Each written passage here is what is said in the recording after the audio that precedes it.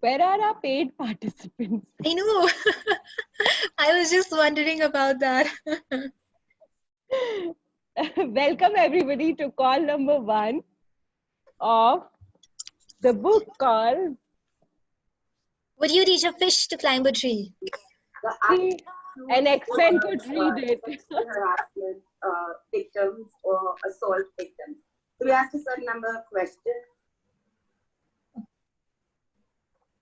I thought someone had a question. Yeah. Okay, shall we start reading? Or do you want it to go on live first? Let's just welcome. It will take its time. So welcome everybody to this call, and it's a series where we would be doing it on every alternate day, where we would be reading the book and facilitating. We had brilliant and amazing fun doing Talk to the Animals Book Club, and the energy just flowed in that from those animals we seeped into our ADHD and started expanding it to the universe of kids and exploring our X-Men capacities. So this is that book club where Sonal and I would be co-facilitating, and just to have fun, 25 minutes prior to this call, we chose to make it a free call, the first one. And we are really, really, really grateful to all of you for hopping on in last moment, for being there on this call. And thank you so much, all of you. Sonal, would you like to add? No, I just want all of you guys to lower your walls and barriers and turn up the joy before we start reading. How we'll go about this is we'll read the chapter and then you can ask us questions at the end of it. Or if there's something really, really pressing, you're most welcome to stop us, interrupt us, and ask your questions in between. Awesome? Shall we begin? Yep. Okay. Charu, do you want to start reading? Okay, I will. Actually, you can start. Okay, cool. You'll do the right. Yeah. Okay, guys, barriers down, expand out. This is something I've been doing on our calls. I want everybody to expand out to as big as Jeevan is. Because he's the largest one here. Energetically. Okay, awesome. A word about labels. Don't define these children by their labels. You will cut off your receiving of what they have to give to you. Instead, ask a question. What is the gift they have that I am not receiving? And it has become increasingly clear to me over the years I have spent working with kids and families that there are particular cultures of thinking or attitude with regard to the way people, and especially kids, should function. So I don't need to take. I should not be very much. Charu, can you mute Rakshanda? Yeah. Sorry. It's okay. So those who don't function.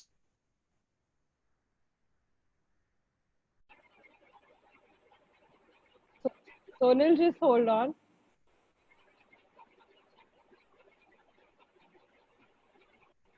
I'm unmuted now. Yeah. Cool.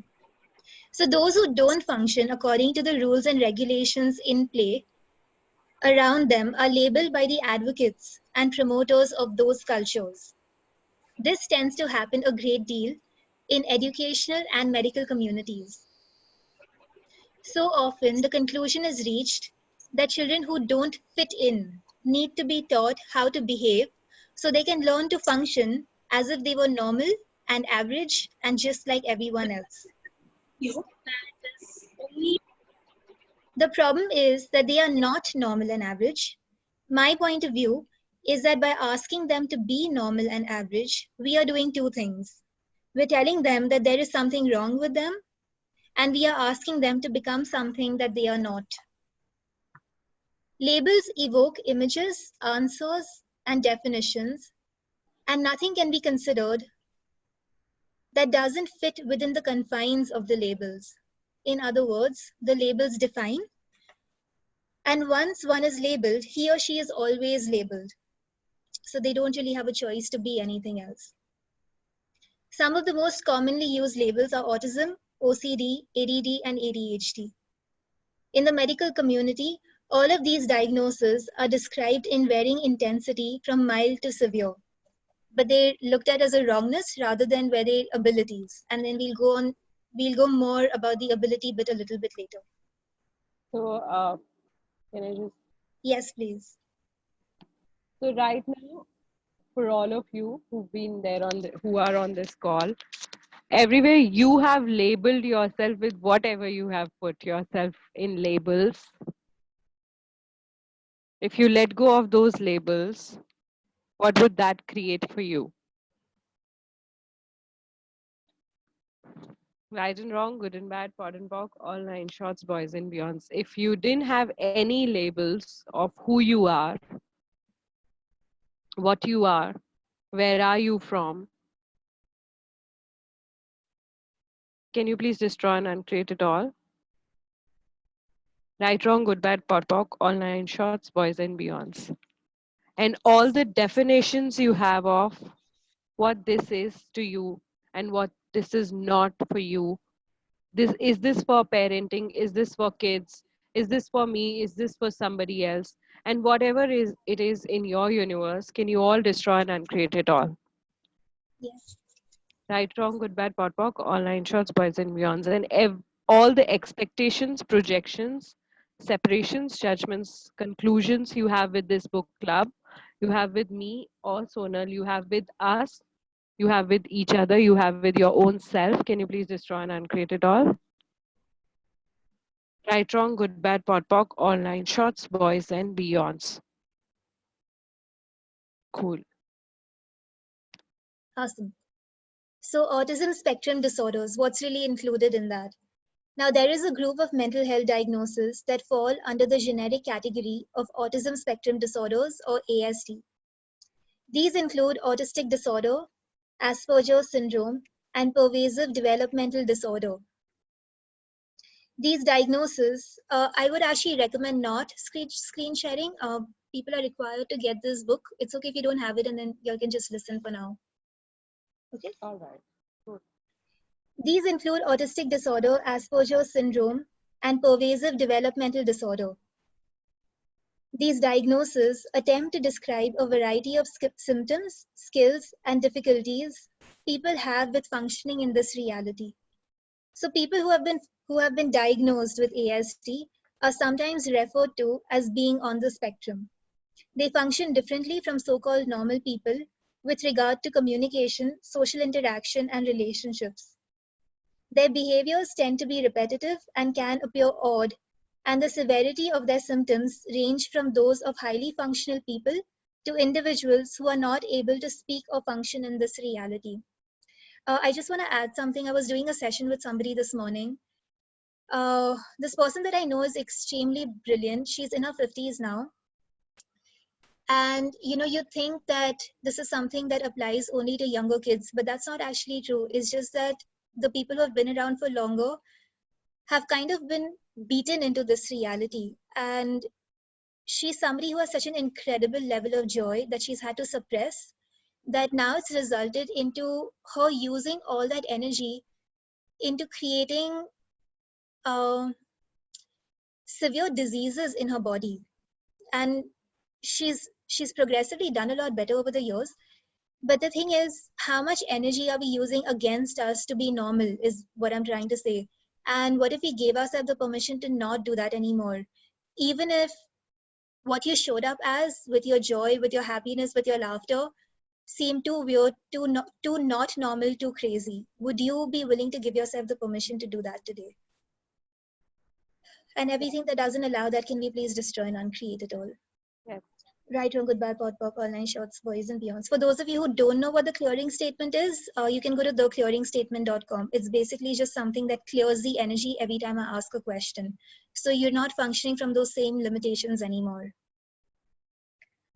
Okay, then obsessive compulsive disorder, or OCD, this is one of my favorites, is a diagnosis that describes recurrent and persistent thought patterns and behaviors that are repetitive and ritualistic and cause enough distress that they can interfere with daily life.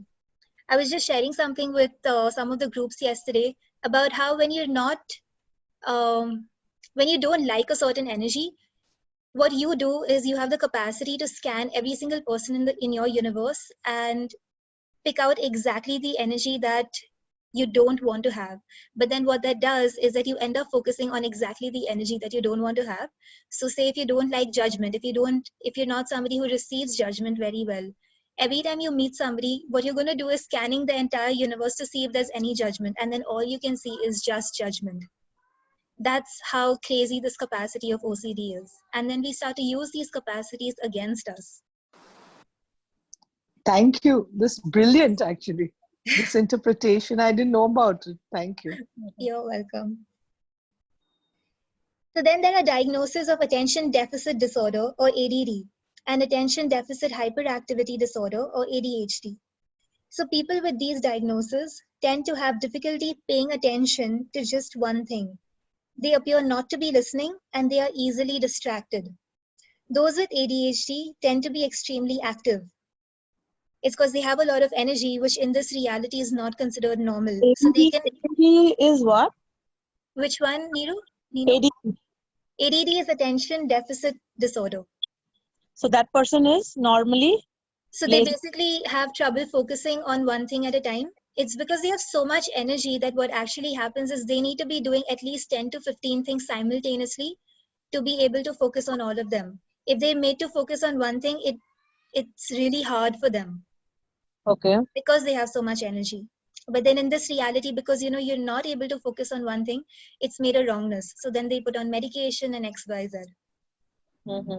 Can I share something that might contribute to the discussion? Yes, please. So when I was in school, how I used to do my homework, whenever I tried to sit and do my homework in a linear way, I could never do my homework. So I would sit in front of the TV, music would be on, TV would be on, and I would also off late. So and then in front of the TV, so there is a visual stimulus, there is an auditory stimulus. Then I could do my homework very well, and I would sit in the middle of the hall where mother is talking, father is talking, grandfather is talking. So multiple sensational stimuli would actually help me to focus on my homework and do my homework very well. Yeah, thank you for that, Sanjeev. That might that might contribute. And sometimes like children are actually listening, but they just don't seem attentive. So it seems like they're not actually present, but they're actually present with everything around them in this whole spherical universe that they have. Yeah. And a lot of you who have kids and you want your kids to sit properly and eat properly, and those are the manners, and then you should do proper behavior, then if any of you are there with that, then this is something which might open up like the awareness of what else is possible. Yes. And what's really going on for them. Yes, and a lot of you may resist that, okay, this is not what I want, but I want my son or my daughter to be properly behaving because that's the civilized child. But here, this book is going to break your belief systems with which you've been working. We would be, not we, but this book would be challenging your belief systems. It has challenged our belief systems while we are having enough fun with going through these belief systems which was implanted. So just hang in, go through the book, and you will get it. Awesome. So people with these diagnoses tend to have difficulty paying attention to just one thing. They appear not to be listening, and they are easily distracted. Those with ADHD tend to be extremely active. They are often unable to remain seated, and their behaviors include fidgeting, squirming in their seats, talking excessively, impulsively blurting out answers, and interrupting. I think we've all been guilty of this. I've always been like that. So ADD, ADHD, OCD, and autism are among the few labels that can sentence a child to being thought of in a certain way. These labels are known to describe disabilities in this reality, and kids with those diagnoses are defined and viewed as disabled or handicapped. It does not seem as if there is room for any other way of thinking about them once that judgment has been made. I am aware of how hopeless it can be for those who do not fit into the culture and who are branded and classified as disabled, impaired, or defective. This also applies to the parents of the kids who would like so much for their children to have happy, successful lives, not to mention how much it messes with their self-esteem. There are, however, more and more stories in the popular press about kids who were diagnosed with autism at an early age and whose parents were told they would never read, talk, or relate to people. These kids are now in their early teens and doing undergraduate and graduate level classes in major universities. So what's the common thread in these stories? It's the parents who didn't buy the labels that were placed on the kids and instead recognized that so much more was possible than what the experts told them. These parents encouraged their children to follow their interests and do what they love to do, no matter how odd it may have seemed.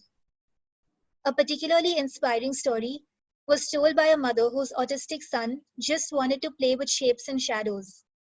He was failing in a special ed program where he was being forced to do things he didn't want to do.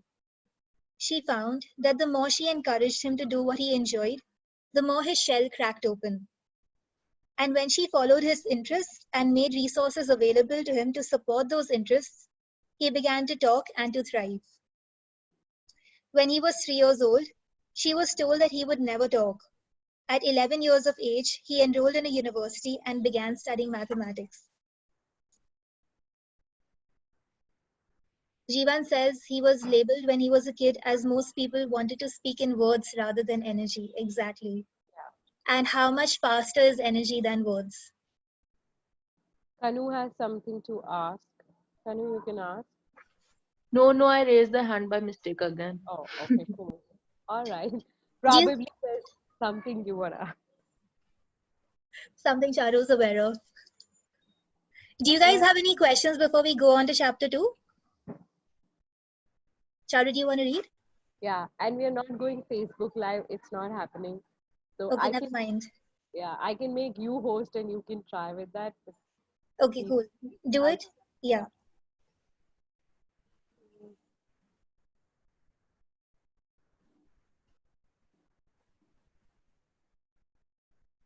Awesome. Chapter 2, a new perspective. What if there's nothing wrong with these kids? What if they are just different? Gary Douglas. My first job out of graduate school in 1991 as a child and family therapist was at a residential treatment center for kids who were labeled with psychiatric disorders. These were kids who were unable to function at home, in school, or in the community and had failed multiple times in less restrictive settings. In the United States, residential treatment centers are considered to be almost end of the road for kids.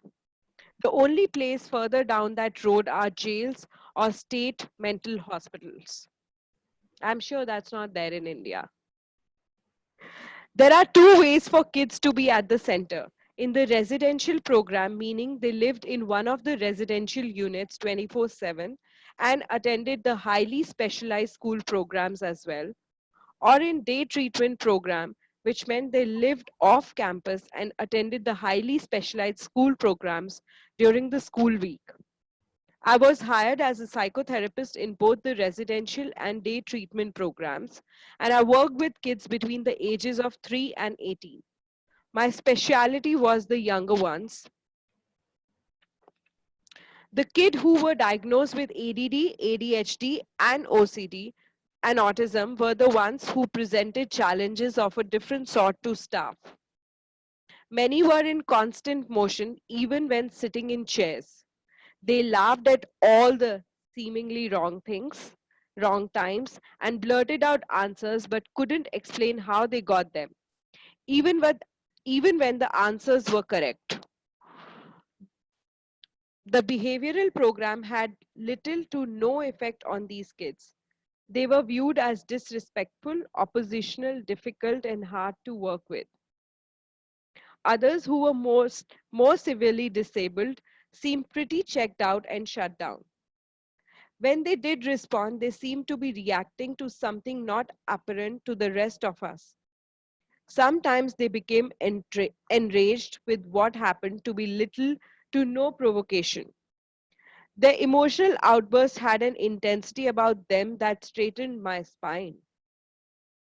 There was a wide range of people on staff at the center, and they came from many different disciplines.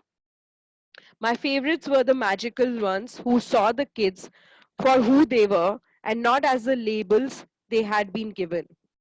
They were the people who gave the kids the benefit of the doubt, and they knew the kids were doing the best they could with the tools they had. And these were the people the kids liked best. One of those magical people was a woman named Naomi, who was a specialist in the school program. When I met Naomi, I was fresh out of grad school and I felt a particular kinship for kids who had difficulties concentrating and focusing. I asked her about kids with ADD and ADHD. She said it's like they have hundreds of television screens in their heads, and each screen is turned into a different channel. The volume is turned up, and they don't have a remote to turn it down or switch all the screens to the same channel. They can't help it. Anything right now, up until now? No. They made sense to me. That made sense to me. And at times, it seemed like the kids tried too hard to focus and concentrate, yet they seemed utterly incapable of doing so.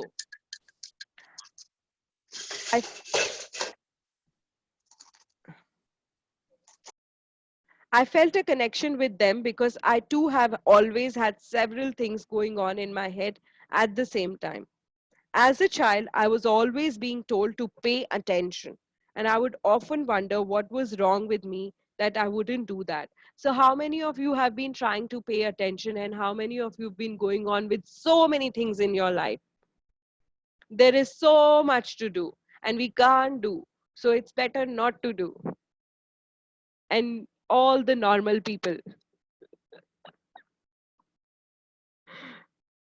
you're on mute, so that Or trying to be normal.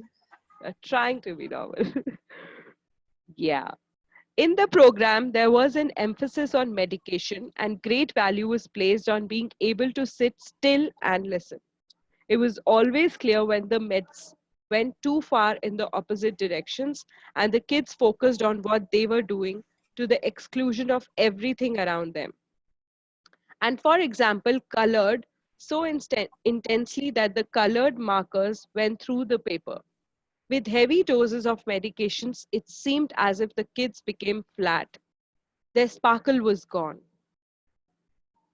Naomi had some suggestions that worked with the kids. For example, she told me, if you can't say what needs to be said in 5 words or less, they won't hear you.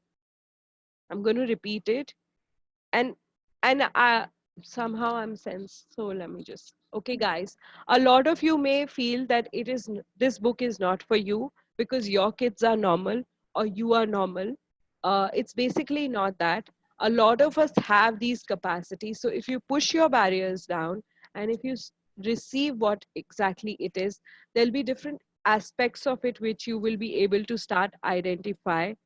Like for me, the moment I started reading about OCD and all of that, and I was like, oh damn, that's that rabbit hole I go into when I get into the wrongness of me. Like I just keep on, like there's this thought which keeps going and coming and going and coming and going and coming. It's like I'm stuck in that thought, and it's so difficult.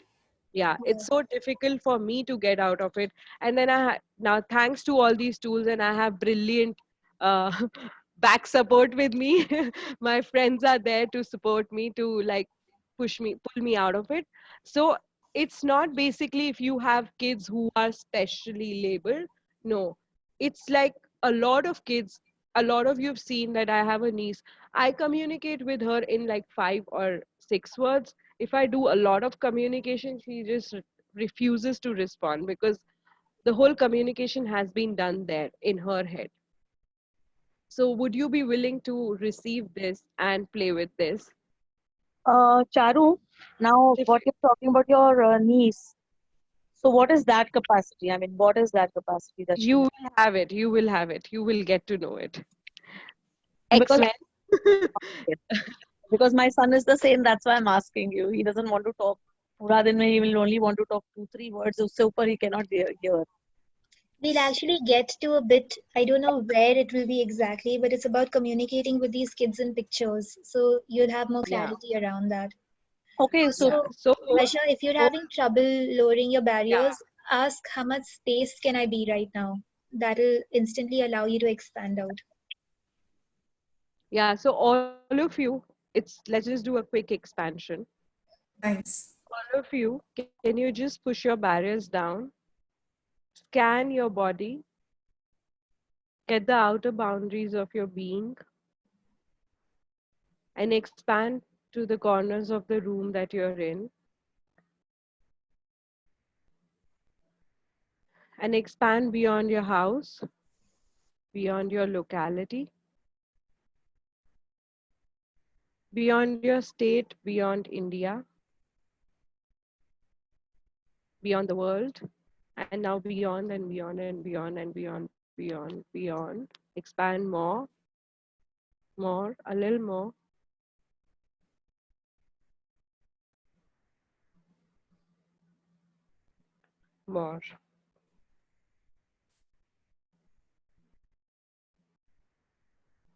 Cool.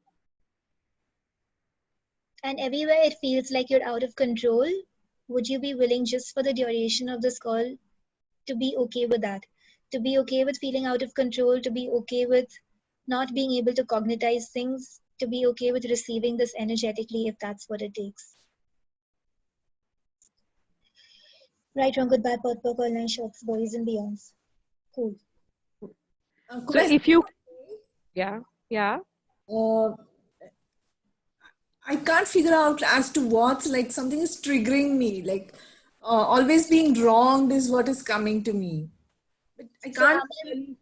how much is it bringing up all of those places where you were made wrong and you knew that that wasn't actually wrongness, but it was actually a capacity, and how much was that beaten out of you?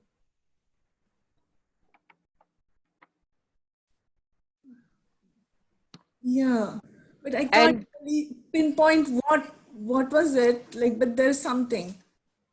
Okay, do you have to pinpoint or would you like to let it go? Yeah, I would like to let it go. Yes. Then just allow yourself to, instead of figuring out which point it was and what people did and where were you made wrong, so that you can finally figure out and then go and punch in other people's faces rather than changing it. Can you please let that go? Yes. Thank Cool, you. right, wrong, good, bad, pot, pot, call, nice, short, poisonous. Just allow yourself to change this.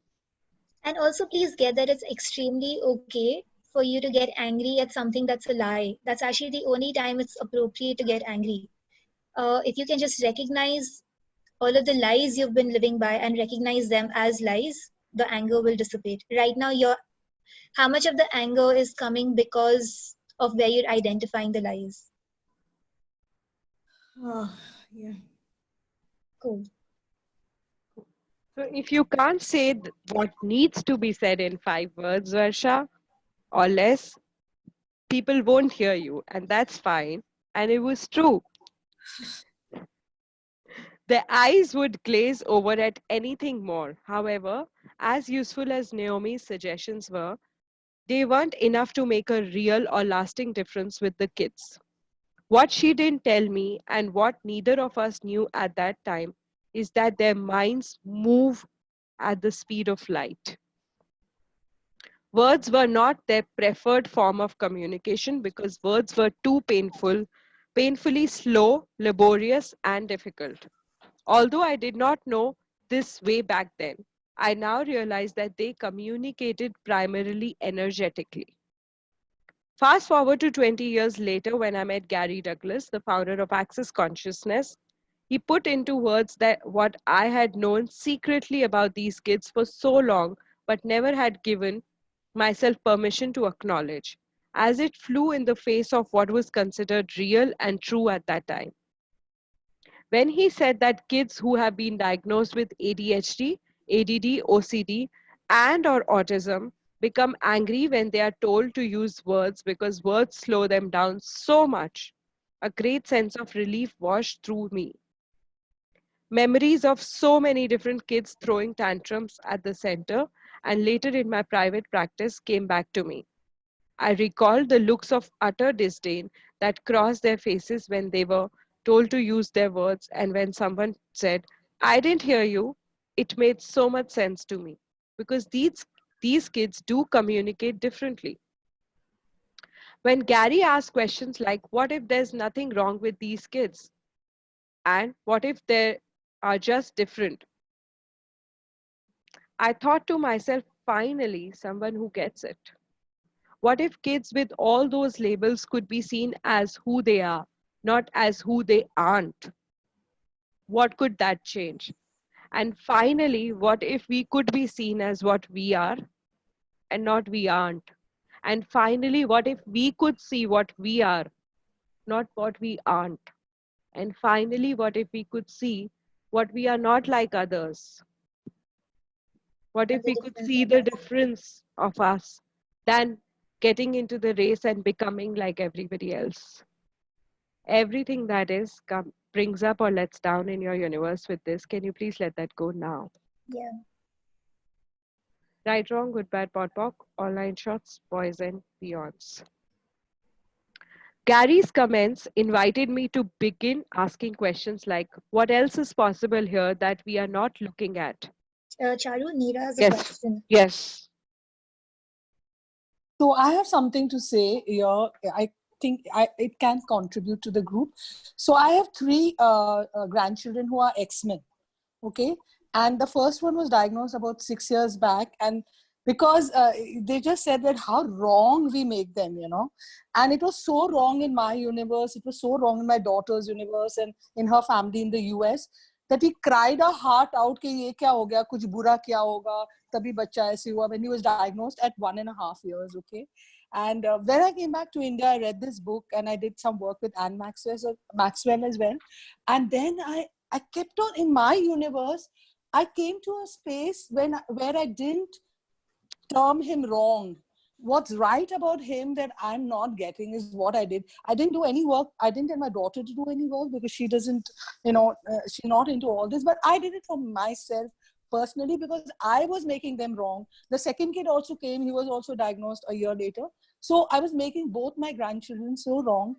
And this is what I want to share, when I came to the space where there was nothing wrong with them, they were just different, to a space of neutrality, everything changed. My daughter just called me, and I was not looking for that. I had not specified any change or something, but she calls me and she tells me, Mama, I adore them. So what if they have autism? It's just a part of it. And she accepted them wholeheartedly, and the whole scenario has changed. They're just different. And we're so proud of having, right now, I'm so proud of having 3 grandchildren who are so different. Thank you for sharing that. That space Yes. of no judgment is extremely transformational. Yes, yeah. And also I want to share, guys, if you know anyone who have such brilliant space with kids, also know that you have a brilliant capacity to so what I look at it as, it just showed up in your universe. It didn't show up in my universe. So you know there's something else possible that this world requires, rather than you buying into the lies of this reality that, oh my God, this is like so normal and average and na, rather than accessing what do I know about this that nobody else knows. And how smart are those kids that they chose you to have in their family? Yes. And can I say something here? So Charu, because I did a lot of things with her, and she actually encouraged me, and more than that, she empowered me. That there was a capacity that I had that I was not even acknowledging, because I have 3 children. So my son has a 2-year-old who just got diagnosed as well, like in America, got labeled, but we don't label them that at all. So I am going to explore that for sure. Thank you. Thank you. Cool. Heba, So do you want to ask Charu one more question? Heba, do you want to ask a question? Hey. Thank you for this gift. It's so funny. I was looking at Access Books and I was like, I have to read this one. And I knew from the moment I heard about this book that book would be about me for me. I was one of these kids, but I don't know whether it was the place or whatever the case was. I was a a lot of effort was made to make me conform, and I got really good at it. And the more access I finished college, I'm working, okay? The more access I do, the harder it is for me to stay conformed.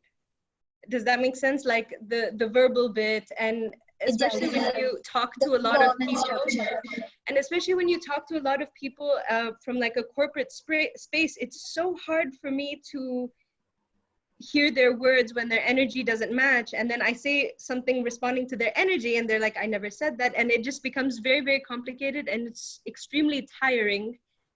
And it's like, how do we kind of come back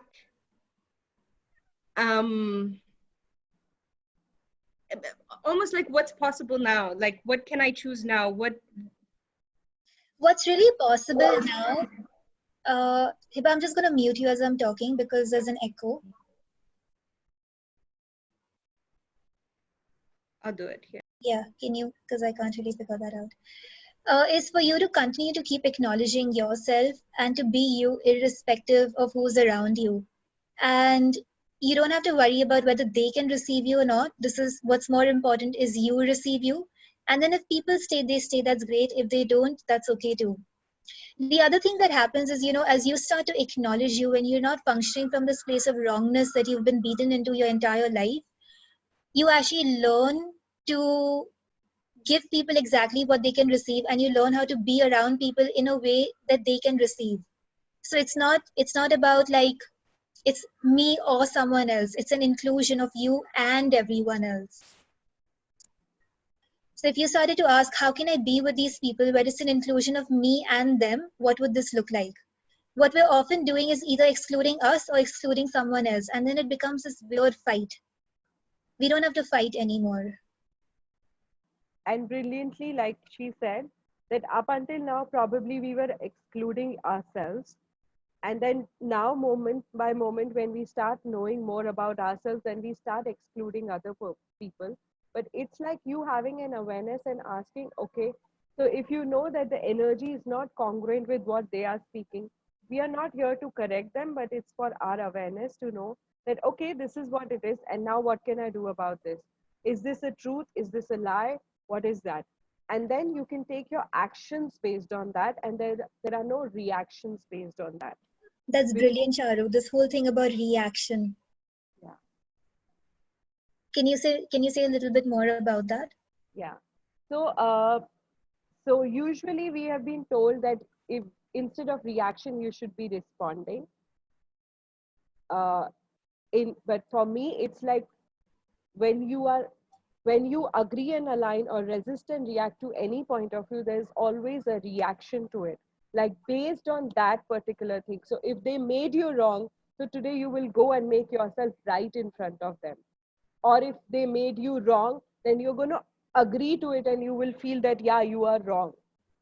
But when you look at it from that space and you say, okay, what action can I take that can outcreate this? Or what action, sometimes the action would be, okay, keep quiet. You know that, oh, they are lying. Nothing else is required here. Or sometimes it could be different action, but what actions can you take to include you and everyone in your universe rather than excluding either you or them? And that also comes from the universe of either we are including everywhere, we are functioning from either or universe rather than working from and universe. Either I can be in access or I can be in corporate. What if you could use tools of access to create a different possibility in corporate? What if you guys have corporate, we don't have corporate? So that's your possibility available. So what if you could use these tools to create the possibility in your universes? And what actions can you take to insert the possibilities?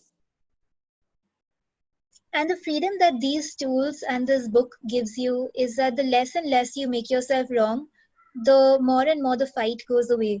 So being in an environment like that, it actually just stops bringing up any charge for you. And then you're just like interesting point of view to everything. Yeah, the fight can only exist if there is wrongness of you or someone else. the less and less you make yourself wrong, the less and less you start receiving you. At the same time, less and less you make other people also less wrong, not more wrong. Oh, they did this. Oh, so you're so wrong. That out, out, out. Include. Because what you know is far greater than what everybody else knows. Thank you both for that so much. And it's so true. Despite being in corporate, using these tools and seeing them as a capacity, I've actually, it's easier. And I mean, I deal with processes and things. And just now when this call started, I was dealing with people fighting with each other. And just to see that, to just not make either of them wrong and just solve it, it went away in a second, like literally it dissipated. But I think I'm at the point now where it takes a lot of effort to constantly be bombarded with this type of environment. Like it's just tiring to have that, I think. So you can start to ask what other possibilities you have available to you, and get a sense of the energies that you would like in your life. And maybe, you know, towards the end of this call, we can do like a little energy pull where you guys get a sense of all the energies you all want to have in your life, and then pull that in. This is not going to be something you're going to be able to create cognitively, like with your head. This is something where you ask and receive. Ask for the energies and let the universe give you situations and places where you can thrive with those energies. So if there's a certain energy that's going on that exists in your space right now that you're not really liking, you want to ask, what am I doing to create this? And universe, can I have something different here? Get clear on the something different that you'd like to have. And also, Hiba, you can ask, how much space can I take before I enter that corporate setup? So just expand yourself, push your barriers down. It might ease out. Because it's like, I don't want to receive judgments, because if you're on this call and if somehow somewhere you have a sense that you have any of these labels, so probably you can access a lot of universes, and then all the barriers are up because I don't want to get into anybody's universe, and that crunches you even more. So just push your barriers down and expand, and it creates more space for you to have ease. Thank you guys very, very much. Seriously, thank you so much. You're welcome. Gary's comments invited me to begin asking questions like, what else is possible here that we are not looking at? Rather than how can we make the child fit in? What if different is different? Not right, not wrong, just different.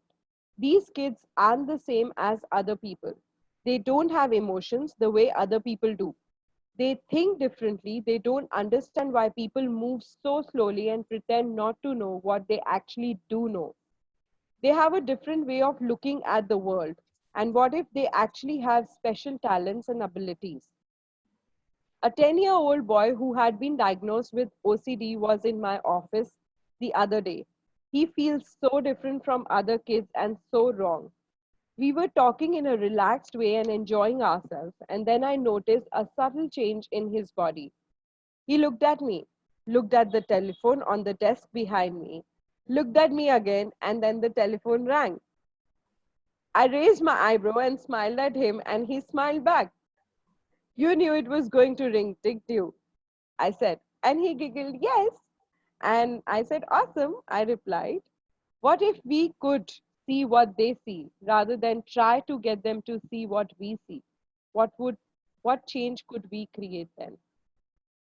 What if we could see what they see rather than try to get them to see what we see? What change could that create? What's created by not acknowledging the abilities these kids have? I believe it causes them to see themselves as invisible, not deserving, unworthy, not good enough, defective, weird, and wrong.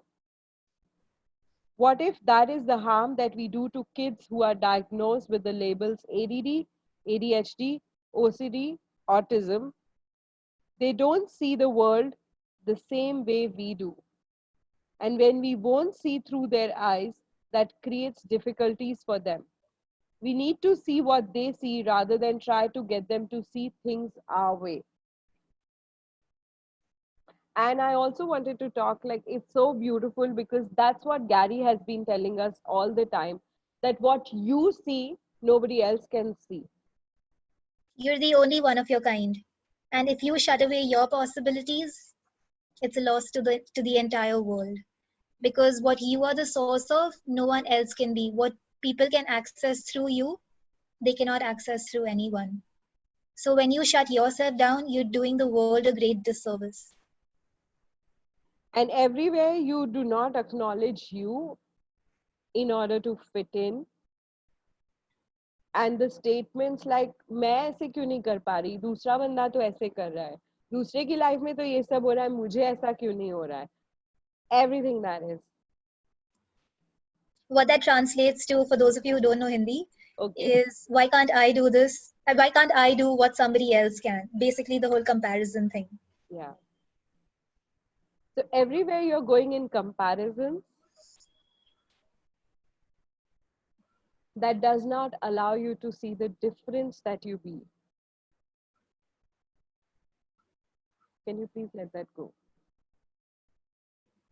Right, wrong, good, bad, pot, pock, online, shots, boys and beyonds. And what difference are you? Would you be willing to start asking that question? Because a lot of us don't even know the difference that we are. Well, I've been asking that question for last 1.5 months, and slowly it has started showing me up. And I'm so grateful to Sonal because I met her in ESB in Mumbai, and like her statement, I wish you can see what we see. And I was like, oh, she's just saying. And then I didn't reject what she said. I started playing with that. What is it that people are seeing in me that I'm not seeing in me? So would you be willing to play with that question? What is it that people are seeing in me that I'm not seeing? That is the difference of me that I'm not acknowledging. That And is, even better still, ask, if I was seeing me through the eyes of the earth, what would I look like? yeah. And another really cool question to play with is, what acknowledgement beyond this reality can I be for me and everyone around me? Like that one does, it creates miracles and magic. Whatever you do, don't play with that question. I've been playing with that for last 20 days and it has boom, boom, boom started changing for me. So what beyond this reality acknowledgement can I be to myself and to everybody around me? Just don't play with it. Don't. All right. So what if your children, Neera, do you have a question? Your hand No, is no. raised. Okay, Oh, cool. it must be raised pehle, you know. Sorry. So what if your children are perfect? What if your children are perfect, even if they have ADHD, OCD, ADD, autism, or something else going on? Dr. Dane here. Gary, Dane and I have had the opportunity to work with some children who have been labeled with these so-called disabilities. Initially, we tried to deal with these conditions from the point of view that something was wrong with the kids, and we tried to figure out how we could handle their disability. However, in the process of working with a number of great kids, we've seen that they have many abilities, talents and gifts that go unrecognized by teachers, parents, and people in the medical and psychological community. People tend to function from the point of view that there is something wrong with these children because they don't learn in the same way that the rest of us do. You know how when you were a child and they taught you how to do maths, and you'd always come to the right answer but not in the way they taught you how to do it? It's because, guess what, you knew how to do it, just not in the way they were trying to beat into you.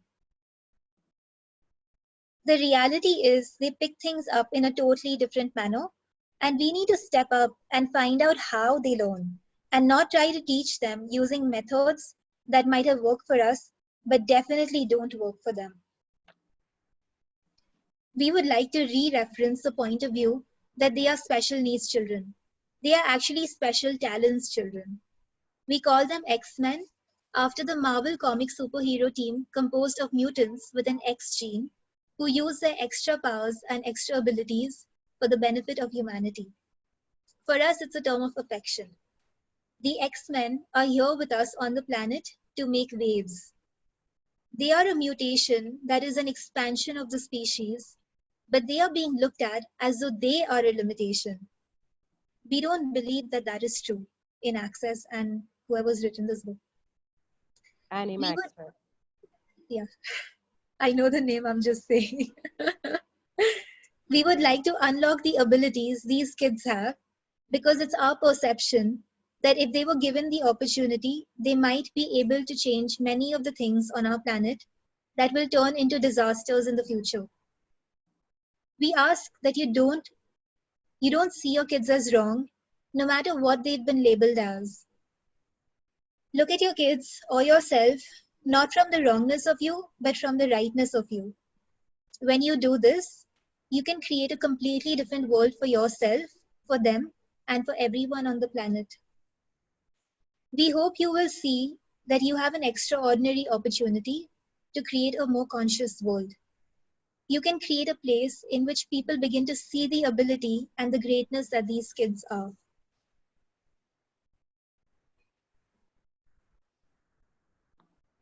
Anything before I go on? So it's also a conversation which can lead you to how many of you look at yourselves and feel that you're wrong. Well, we only see Neera's face and nobody else. So we have no clue what is that. And then Jeevan, and then Varsha, and then Suman, and then some people show up. Yeah. So how many of you feel that you're wrong? So it's like if you feel that you're wrong, then you see everybody around you as wrong. Rather than looking at what's right about this that I'm not getting. What if everything was right about you, about every situation, however bad the situation is? What if everything is a contribution, even the worst phases of your life? So if you started looking at the rightness of you, would you be looking at everyone's rightness? And everywhere y'all have been implanted and explanted to believe that you're wrong, so you never be the greatness that you are. So you always keep believing that you're poor, pathetic, miserable, and you never actually change the world with all of your capacities. Can we please destroy and uncreate that? Yes.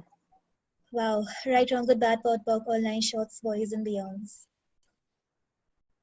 So we're kind of like at a choice point now. A lot of the people on this call know that what they have are not disabilities.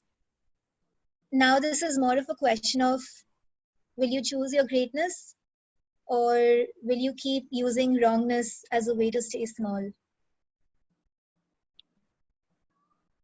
Well, choose wrongness and stay small. That's fun. Because only few people can be great. Gary can be great and Dane can be great. And we are like normal, average, boring. So much stress has been there in my life. So much drama and so much abuse has happened to me. Or you just change it. And the very fact that you're here, you're walking and you're alive, it means none of those things ever could actually beat your spirit out. Or I don't know how to even put that. Beat your spirit down. So will you stop lying to yourself that you're not powerful and you're not great?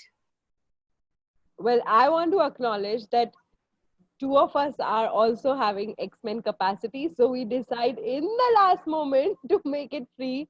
And then there are like 34 of you who just boom, pop up. Like just 15 minutes before, when I was typing, I was like, oh, only 18 minutes, only for 15 minutes. And I just said, okay, free 15 minutes, and all of you get onto this call. So how many of you are giving excuses to yourself for not choosing greater for you? And everything that does not allow you to have that, or have all the reasons and justifications. Yeah, you can't do it. It's fine. No problem. Right Wrong Good Bad POD POC, Online Shots, Boys and Beyond. Okay, I'm going to go on with the next chapter. Yeah. Creating a culture of question. The purpose of a question is to create awareness. Gary Douglas. And so many of the parents who come to me find themselves at a complete loss as to how to assist their children. Some of them buy into the conclusion that there is something wrong with their child. Many of them extrapolate that wrongness to themselves. They believe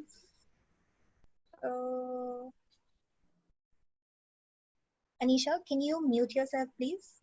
Unless you have a question. Oh, you are muted now. Cool. Yeah. So some of them buy into the conclusion that there is something wrong with their child. Many of them extrapolate that wrongness to themselves. They believe that somehow they did something wrong or that they are intrinsically wrong.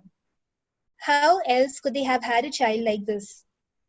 Many of them voice shame and guilt over what they perceive as their seemingly diminished capacities as parents. And most of them try to figure it all out by trying to find the answer that explains why their child is the way he or she is. They tell me that if they could only understand, they would know what to do.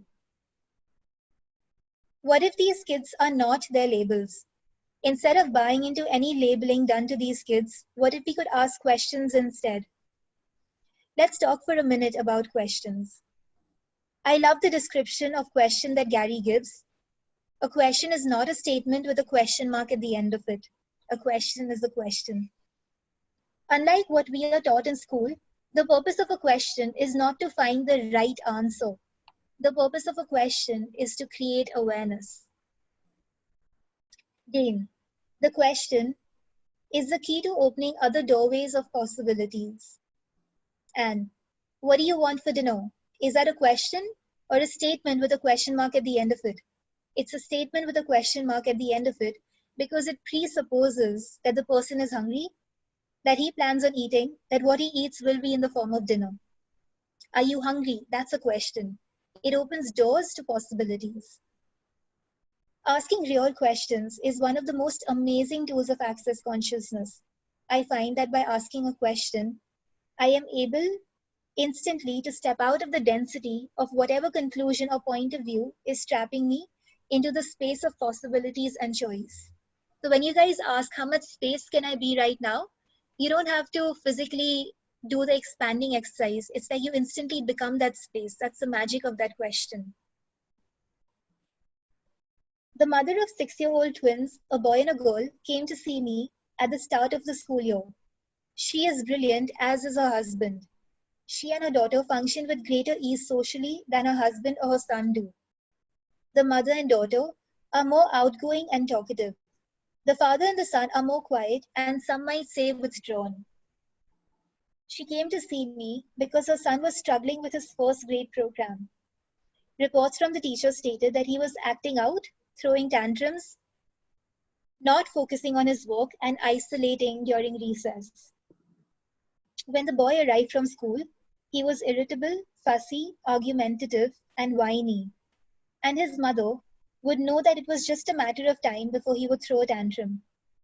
She was well aware of how different her son was, and although she privately acknowledged his considerable talents and abilities, she found herself apologizing to the school staff for his behavior. All she could see was what wasn't working, and the conclusions she reached were propelling her into a state of despair and hopelessness. She said to me, "It's only the first month of first grade and he's got 12 more years of school to go." So I asked her several questions. What do you know about your son that you're not acknowledging? What are his strengths? What does your son require in order to thrive in school? If he could design his school experience this year, what would it be? And what does he know that you're not asking about or acknowledging? And the same questions can apply to you guys. What do you know about you that you're not acknowledging? What are your strengths? What do you require in order to thrive here?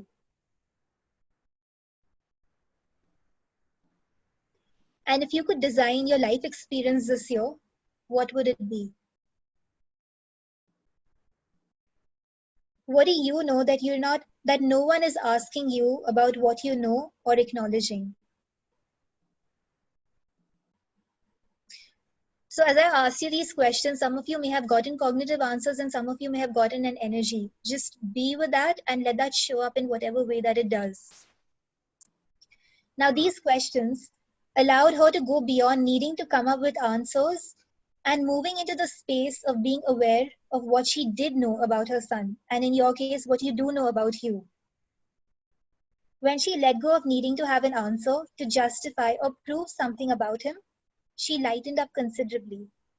She realized she knew far more about her situation than she'd given herself credit for.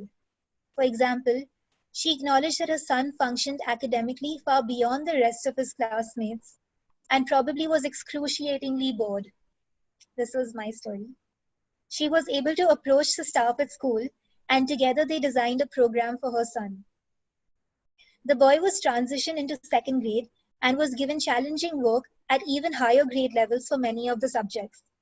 His tantrums and outbursts reduced significantly. So basically, he was acting out because there wasn't enough energy being channeled. She also stopped worrying about how he isolated during recess and acknowledged that he probably benefited from having some time by himself. She recognized that he was less social than his sister, and that was okay. As a result, she saw his brilliance in using some time alone as a way of managing the overstimulation of school and school recesses. By stepping out of the world of judgment and right or wrong answers, she created a culture of questions around her son's experience at school, which allowed everyone involved to see the possibilities and different choices that come with awareness. So here's a tool. What is this? Here are 4 beautiful all-purpose questions I learned from Gary that every parent can use for any situation, changeable or not changeable. What is this? What can I do with it? Can I change it? And how can I change it? The mother of 2 boys, ages 5 and 3, told me she was at a loss as to how to handle her 5-year-old. Although he had not been diagnosed with ADHD, she believed that he had many of the symptoms. He was impulsive and easily excitable, and he was not well liked by kids his age because he flew off the handle so easily. She said that recently she picked him up from his preschool and took him to soccer practice. After that, she ran some errands with him and his brother. They went to the bank first and then to the grocery store. As they were leaving the grocery store, it started to rain hard, and even through the rain, they were soaking wet. They were soaking wet by the time they got into the car. She had one towel and she dried the 3-year-old. They giggled together. Then, as she attempted to dry off the 5-year-old, he started to scream at her. "No, don't. I don't want that towel." I asked her, "Did he ask to be dried off?" She just assumed that he wanted to be dried off. She replied no, but he was sopping wet. So in a previous session, I had presented these 4 questions to her. I said, what if you asked yourself, what is this? What can I do with it? Can I change it? And how can I change it? Start with this. And when you ask it, what do you get? I don't know. I was just trying to help him out. He was so over the top. He gets like that and I don't know what to do. I asked, what if it had nothing to do with being wet? What if you were using the wrong towel? I repeated, what was that? She said, he just gets so mad at me. I asked, what is he mad about, beyond being dried with the towel? Well, I suppose he was tired and hungry. I asked, does he get any downtime? She said, well, I try to get everything done. I'm kind of a perfectionist. I want everything to be right. So what can you do with that information that he's tired, he's hungry, and you have an agenda to get stuff done? She paused before responding. I get that I push him pretty hard to keep up with me. I asked, can you change it? And how can you change this? She said, well, I could not pack so much stuff in. I could take him home and let him decompress. I guess that preschool, then soccer, and then errands is a lot. I asked, "Do you play with him?" "Not very much. I'm usually pretty busy." "And anything there you could change?" She laughed. "I guess so." I spoke with her the following week. She told me she had rearranged her schedule so that her son had more time off, and she was making a point of playing with him each day, even if it was just for a little while. She said that life in the house was much easier now. He was happier, and she was less driven to get stuff done, all because she asked some questions. So here's a little experience about Marcus. One of my friends, a school speech pathologist who works in the public school system, tells a story about one of her students. Marcus was 10 years old. He had been diagnosed with cerebral palsy and had been in a wheelchair from the time he was tiny. He had never walked or talked. He was a joyful little boy who, rather than moving and talking, engaged her with facial expressions. She told me that his joyfulness and total lack of sadness about his condition led her to ask the question, what if this condition isn't a travesty? She then asked other questions like, what if my target today is to create as much joy and possibility in his universe as can be generated? How cool is that? What if that became my priority over trying to get him to function like all the other kids? She said that as soon as she began to ask questions and let go of her point of view, that it was wrong for a child to have any kind of challenge, possibilities for him began to show up that he hadn't seen before. Their interactions became playful and fun, and he began to enjoy his time with her even more. One day she told him, "We're going to find a way for you to talk." She started using augmentative communication devices that assist people who have difficulties with spoken and written language. She said that her training told her that because Marcus had cerebral palsy, he wasn't supposed to be able to speak or comprehend what she was saying. However, she told me that over time, he actually began to vocalize and make sounds. Then one day, when she was at the chalkboard doing a lesson in colors, she asked, "What color is this?" She said, "Somewhere behind me, I heard the word green." I turned to see Marcus smiling at the back of the classroom. He did it. Not only did he say the word green, green was also the right answer. How are you guys doing?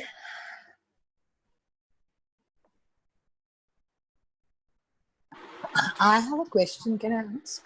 Yes, Yes, please. please. Yeah. So when you were reading and talking about this child who was very good in maths, and he was ahead of the other people in their classmates, and so certain subjects so it reminded me of my brother, my younger brother. He was exactly like this, overachiever, some few subjects. Then he had nothing to do, so he would not pay attention. And he was given double promotions many times. But later on, he was diagnosed as bipolar. So is bipolar got to do anything with, that's my question. You Because tell. I got a yes, actually. I got this awareness that What do you know bipolar, about this?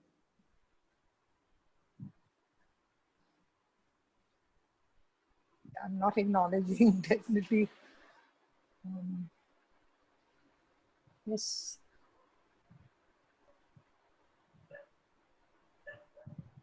And also, was That he was, healing that out of someone? pardon? Was he healing that out of someone? Yes, I am getting that awareness too. And also, it was just a label, right? It's just an interesting point of view given Correct. by But I doctor. also get it, like in whatever I have been practicing with kids. Yeah, And yeah.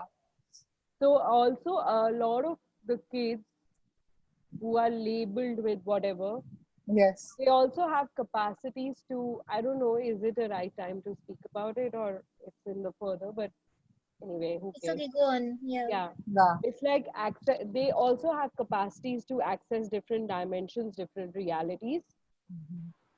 Like there are many televisions going on in their head, so they can access a lot of stuff. So bipolar is nothing where they are accessing two different realities. That's And right. so they have capacities, so some are on the borderline, And when they are not here or there, they are on the borderline, and eventually they develop something which is like the what I get is they succumb to this reality or something like that. I get it. I'll tell you what actually happens in bipolar, not by this reality, but energetically, what's really going on is that there is a point where they don't actually exist. So what happens is, when some say you have a level of joy, for example, and the people around you cannot really get a sense of their joy because it's not a reality for them. So what's really beaten into you is that joy is not real, joy is not real, joy is not real. That's basically the feedback system that they're getting, because no one can really receive that joy. So what you do is that you learn to shut down that joy and make it non-existent, as if that reality is not true. So what happens is you're having to oscillate between two different realities, one which is true for you and one which is acceptable by this reality.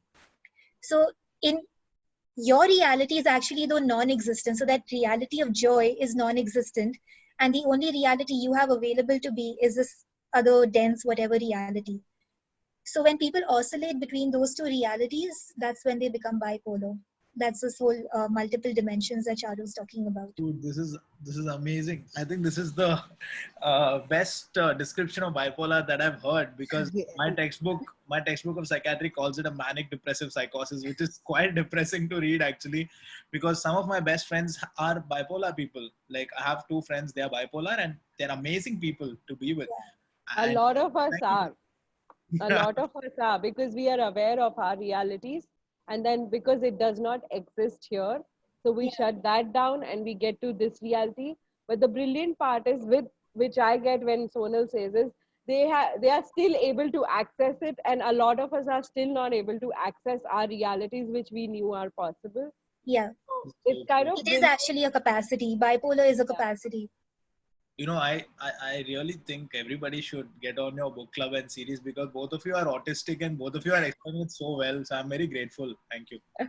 You're most welcome. Thank you for same. Yeah. Can I say have another question around this? Yeah. Yeah. So when he was about 6 years old, he went through the trauma of getting burnt in one of those boxes, electric boxes. I was in Bombay. He opened it and he put his finger in. 80% burned. So he was in the hospital for 6 months. He was just 6 years old, and then there was grafting done on him. Could PTSD do something? This was a traumatic incident for him as a child. You know, when we spoke about bipolar, and I was telling you about how you exist and you don't exist. Yes. How much is he trying to not exist? Yes, because when he said that, boom, I got this awareness. When he was 6, this happened to him. I was not aware of that, before. But I also have something funny right now. Yes. So actually, her brother is not in body. Yes.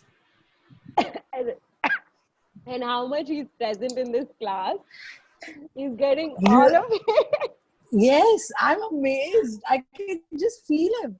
Like his question, I've got a little something happening to my palms, and I've got a little goosebumps too. Hyperhidrosis. Yes. He's there. Well, say hi to him. Yes. Yes, he's a brilliant guy. Question? Yes, please. Yes, please. I'm just going back a little bit, and you posted this question on the chat that what beyond this reality acknowledgement can I be for me? Can you just explain that a little bit, please? I didn't understand. The thing is, in this reality, the only way we know how to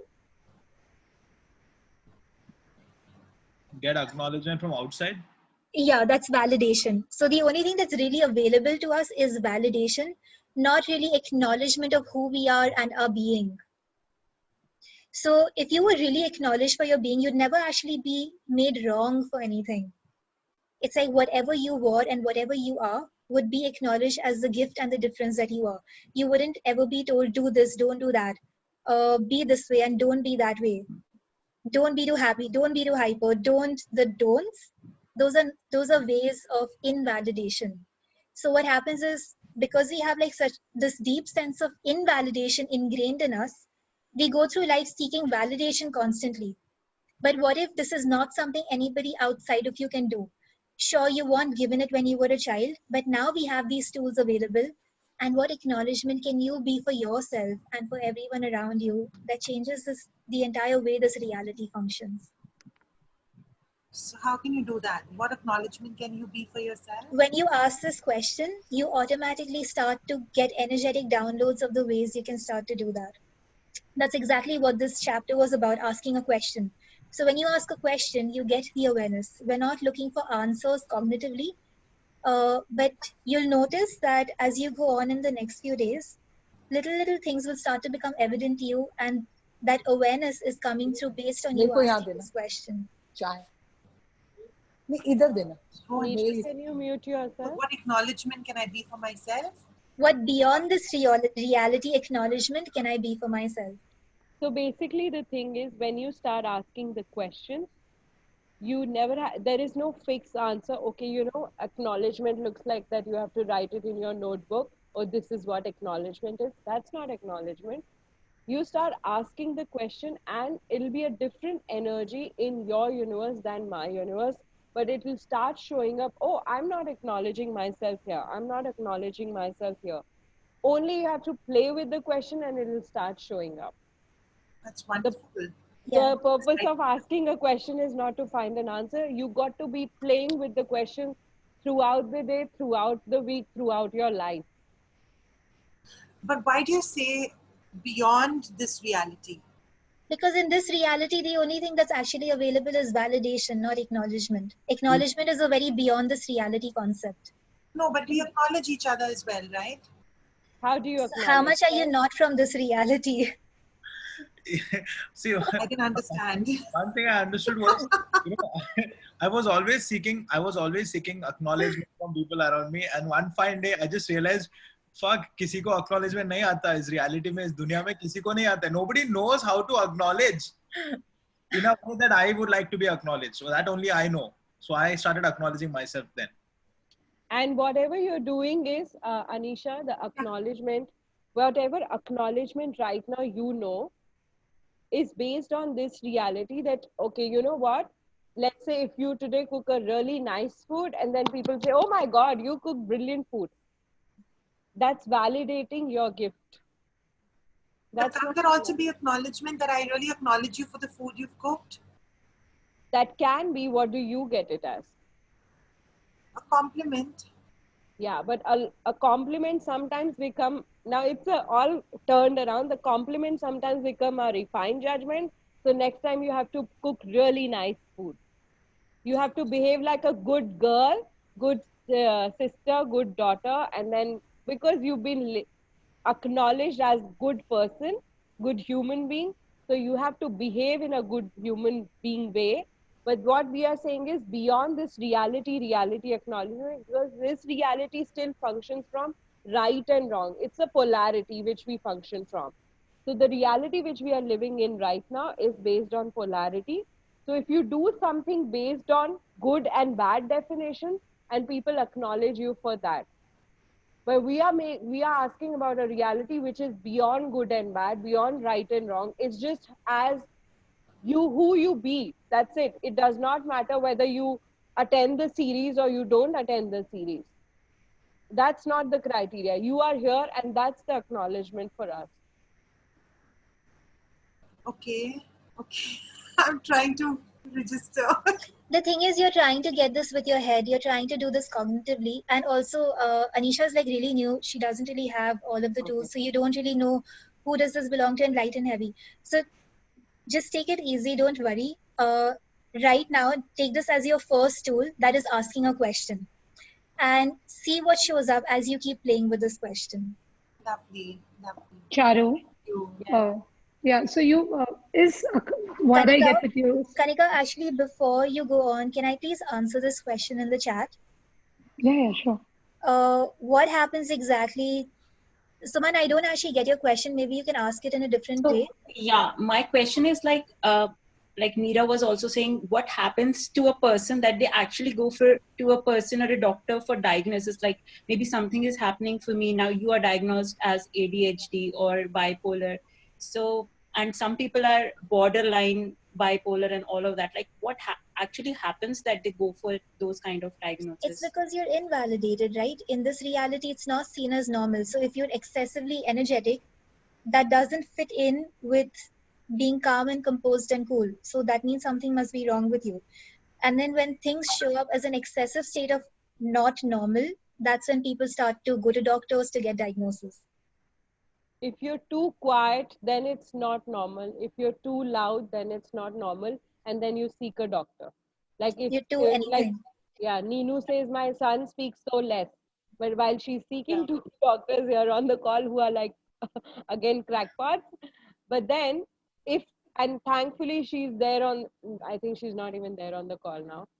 But thankfully she's there in access tools and all. So it's okay that the kid is speaking less. But if the kid is speaking too less or too more, then immediately we go and seek doctors. Oh, I think the kid is in depression or whatever, adults and all. Just mute yourself, Suman. So it's just that so why would you seek a doctor? If you have a cold and cough, if you didn't have the tools, you would end up going to a doctor. Now it depends totally on doctor that what they want to label it as. They might say, oh, this is like seasonal stuff and it's okay, just go home. And if there's because I have some friends who are like sensitive doctors, they say, oh my God, this is what is going on. Take antibiotics, done for 7 days. Now, it totally, Antibiotics, paracetamol, painkillers. Well, paracetamol is a the whole painkiller. ball But game is in doctor's hand. yeah. If I put a label on somebody, I know that label is there for the rest of their life. Because it also becomes a conclusion in your universe that I am dash. Yeah. So through this book reading or through access tools, can we recognize if there is, what we say, inclination towards such abilities or something like that? Like, do we have certain capabilities like ADHD or autism or stuff like that?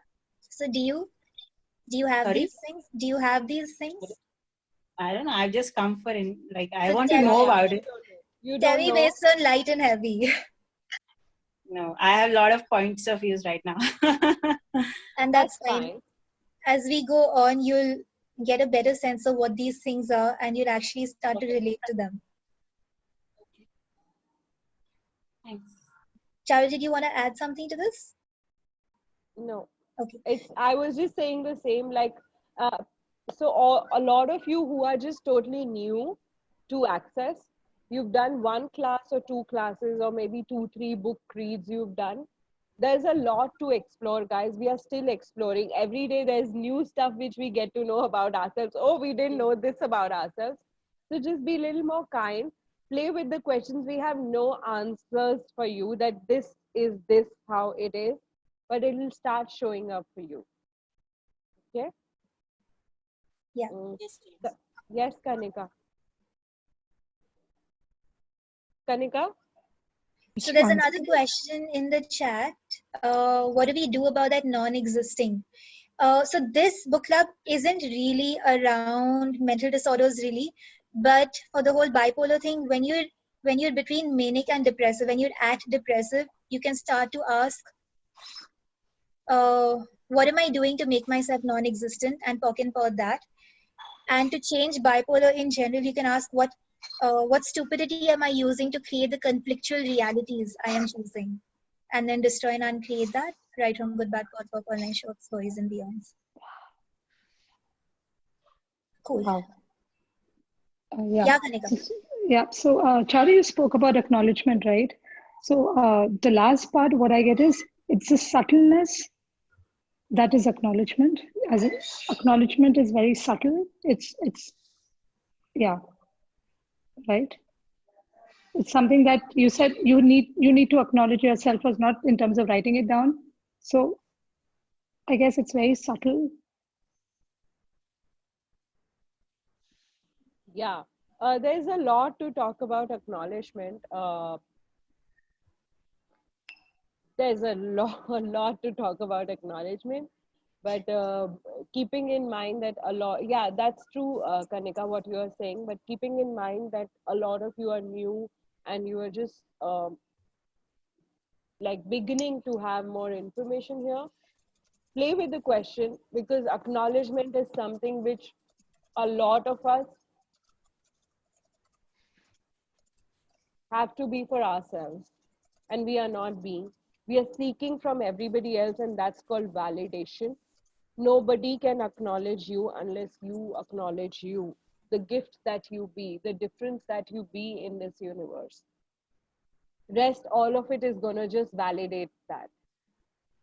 So unless I acknowledge the difference in me, how much ever Sonal says it, it looks like a, it looks like appreciation, it looks like validation, it looks like that I'm doing a good job.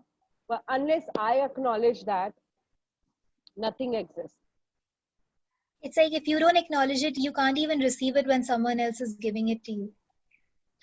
Anisha had a question. Can I please get an example of a reality beyond this reality acknowledgement? So in this reality, ADD is what's considered when you have too much energy, you're ADD. That's a this reality thing. Now looking at ADD as an ability is an acknowledgement beyond this reality. That's one example. Looking at OCD as an ability is an acknowledgement beyond this reality. Because sure, in this reality it's wrong, but actually there's other ways of looking at it where it's an ability. Just because this reality says it's XYZ, that does not make it the word of God. And that's unfortunately what we've been doing, making this reality the word of God, rather than creating our reality that's actually available to us.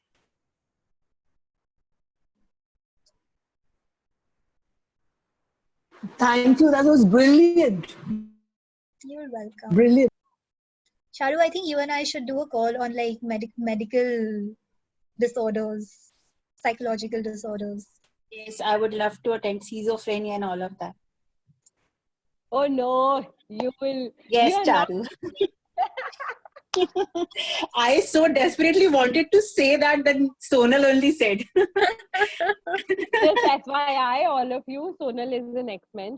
And what is an X-Men? These ADD, autistic, ADHD behaviors, which you think are wrong, these are your capacities. So if you've ever heard Dane saying that, oh, you know what, ADD is hitting me, it's not a wrongness, guys. It's a capacity. I just learned how to use these capacities for me and got a handle on them rather than where I was drowning under my awareness of them. And that's what we'd like to create for you guys as well on these calls, to get you to a place where you get a handle on your capacities and not where you're drowning under your awareness.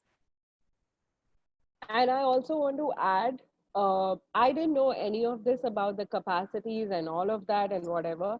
But when I read that book for the first time, I just read it because I liked the title, so I said, okay, let me just read it. Never did I know that universe exactly knew that what can I contribute, what possibility I have, what is the world which is asking me to step up and asking my contribution. And the whole in exactly 1 year before this, I entered in a universe where there was all the kids with these labels, and because I didn't have the wrongness in my universe, they could receive me and I could receive them, and it changed their universe, it changed their parents' universe. So it is not necessarily a linear thing that it's there in your universe or not there, but if you're here, know that universe knows that you have some capacities and some gifts which you are there to gift to this world. But like Sonal said, you have a choice here.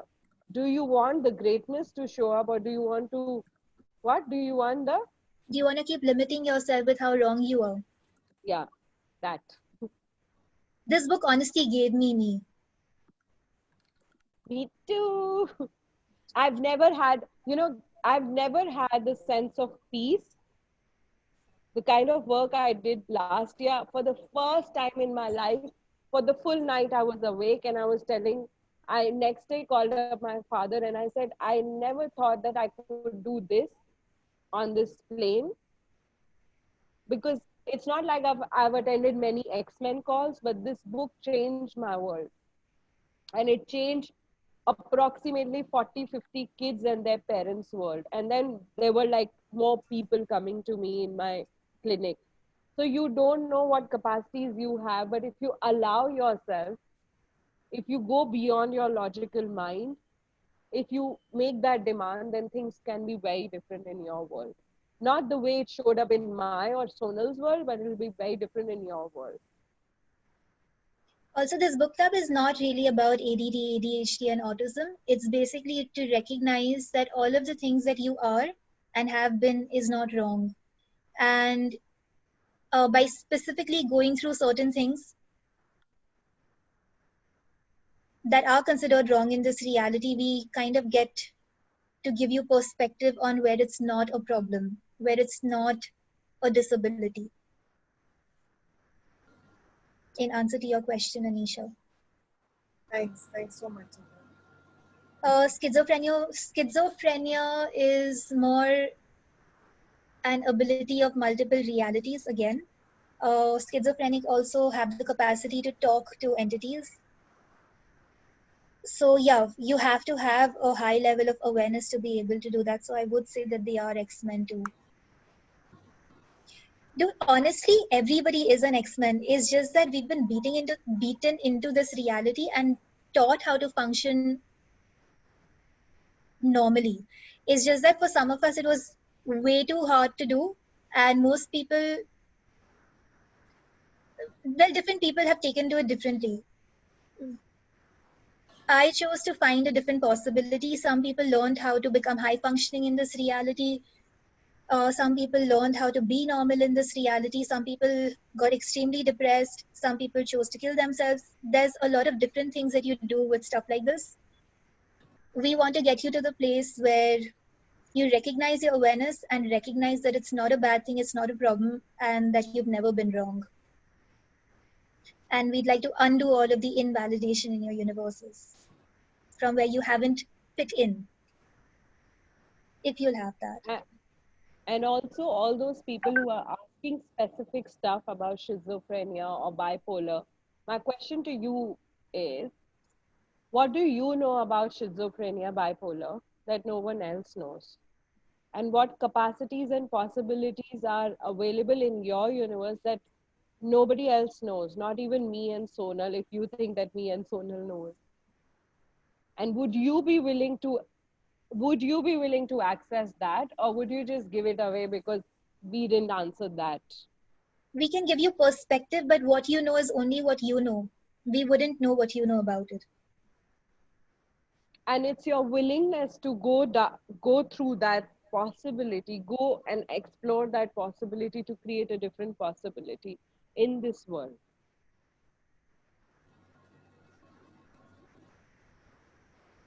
Awesome, you guys. Do we have any questions before we end for today? Is everyone get completely fried? Hi, Ami. Sonal, I'm eager to hear any personal X-Men capacity story if you have anything to share. I can change the weather. I can make it rain at will. Wow. I want rains now in Pune. Yes, we want to hear your and Charu, both X-Men story now or in the next It's call. Charu's turn now. Ashi, can we just take Ami's question really quickly first? Yeah, I didn't have a question. I just had to share that I'm joining in so late at the fag end like a humanoid. It's okay. Receive the whole call. We'll probably upload this on YouTube and we'll send out the link a little bit later. So if you missed it, you can listen I'm to it. glad I'm not missing the. Yeah, I'm just glad I'm not missing the read actually. So that's fine. Awesome. Charu, do you wanna talk about your X-Men capacities? You go ahead. Okay, the rain thing was a little bit far-fetched. I mean, honestly, please don't tell that to anybody because they'll think you're crazy. It took me a lot of years to start to acknowledge that myself. But yes, ADD, ADHD, OCD.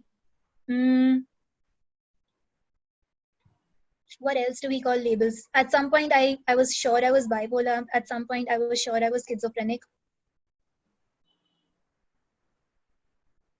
What else is a label in this reality? Depression, anxiety. Depression. Depression is a part of bipolar. Anxiety, oh my God, massive. Social anxiety to an extent that I cannot even explain.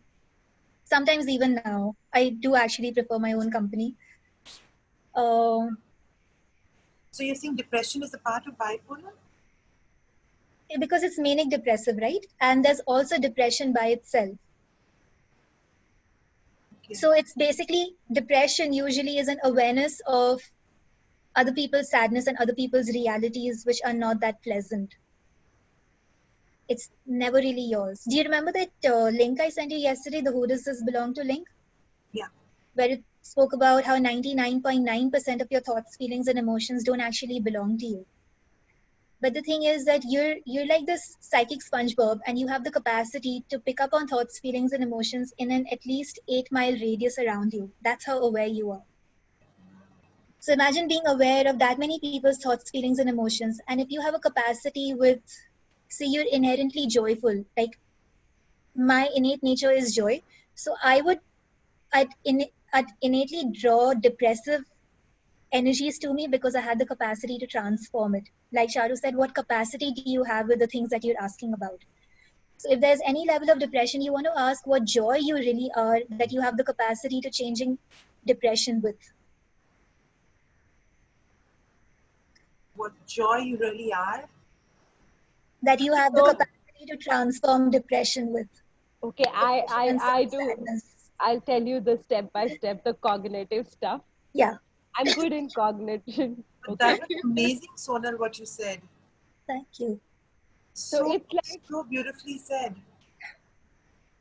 Yes, And, so it's now like Charu will break it down for us. It's like, all those places where you think you're wrong, let's say depression, let's say you have anxiety, let's say you have anxiety. It's a lot to do with the future that you're aware of, but you don't know what to do about it. And entities. So basically, past, present, future, for a lot of people in the X-Men, there is no separation between past, present, and future. Everything works together for them. There's no linearity in their world. Yeah. So for like, if you ask me, for me, a point comes when there is no separation, and I was always told that you got to create your boundaries. And I struggled so damn badly when I went through the linear way of counseling or working in a doctor fashion, that there has to be a boundary, and it never worked for me, and I made myself so freaking wrong for it, rather than knowing that I have a capacity that I can access people's universes. Boom, it takes a second and I can be there. And then I would always make myself wrong for it. Another capacity which was, it's so crazy, like how Sonal says that, the innate nature of being joyful. I always hated people who are alcoholics. Like, I couldn't stand them. And in my universe, I always was surrounded by people who were alcoholics. I didn't know that that was my capacity. Only when I got to these access tools and did more classes, and boom, there is this whole world which is like, there, okay, you've come, change. And it's like boom, boom, boom, and you change. Like, It's you like use the tools. We have the capacity to pull out drugs and alcohol out of people's bodies. Yeah. And not just drugs and alcohol, but also craziness and insanity. Yeah. And it's so insane, like, in the layman language, like, my friends would drink and I would get drunk without even drinking. And they would laugh that she's just smelling alcohol and she's like, she's behaving that she's drunk. But it was that I would just pull out the alcohol from their body, and it would, like, it was so crazy for me to, like. And now then, when I started having these tools and having more awareness, there's more ease in my universe.